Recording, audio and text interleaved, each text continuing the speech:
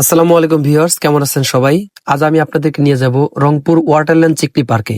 স্থানীয়ভাবে এটি চিকলি পার্ক নামে পরিচিত। এটি একটি সুন্দর ও পরিবেশ বান্ধব ভ্রমণ স্থান। শহরের যে কোনো জায়গা থেকে সরাসরি চিকলি পার্কে যদি যেতে চান তাহলে ইজি বাইকে 30 থেকে 50 টাকা ভাড়া এবং রিক্সাতে 40 থেকে 70 টাকা ভাড়া। সকাল 8টা থেকে সন্ধ্যা 7টা পর্যন্ত এটি খোলা থাকে। আমাদের রান আউট মাহফুজ টিম মূলত এখানে এসেছিলাম আপনাদের জন্য ভিডিও তৈরি করতে। আসলে ভিডিও আমাদের কোনো পেশা নয়, এটি আমাদের একটি নেশা। আমাদের ভিডিও দেখে যদি আপনাদের কিছুটা ভালো লাগে সেটি হচ্ছে আমাদের সার্থকতা। সেই উদ্দেশ্যে আমরা আজ এসেছি চিকলি পার্কে।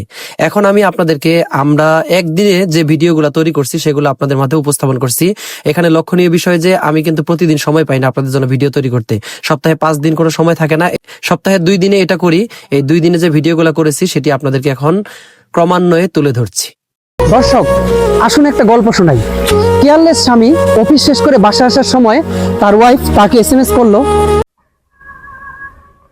বিয়ের পর বউকে এমন ভালোবাসবো।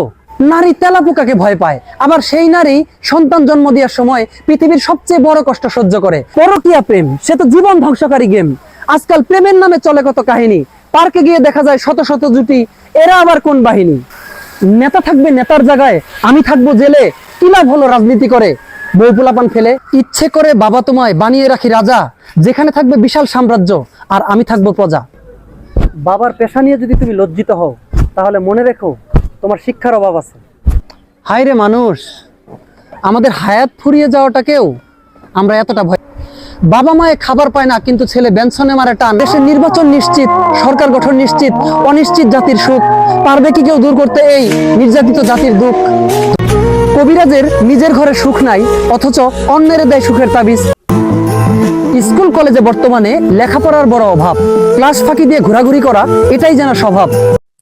তো দর্শক, আজ এ পর্যন্তই। ভালো থাকবেন সবাই। আমাদের ভিডিও যদি আপনাদের ভালো লাগে তাহলে অবশ্যই আমাদেরকে লাইক এবং কমেন্টস ও শেয়ার করে পাশে থাকবেন। তাহলে আমরা অনুপ্রাণিত পাবো আপনাদের জন্য আরো নতুন নতুন কিছু তৈরি করার জন্য। ইনশাআল্লাহ আপনাদের জন্য দোয়া রইল, আমাদের জন্য দোয়া করবেন। ভালো থাকবেন সবাই। আসসালামু আলাইকুম।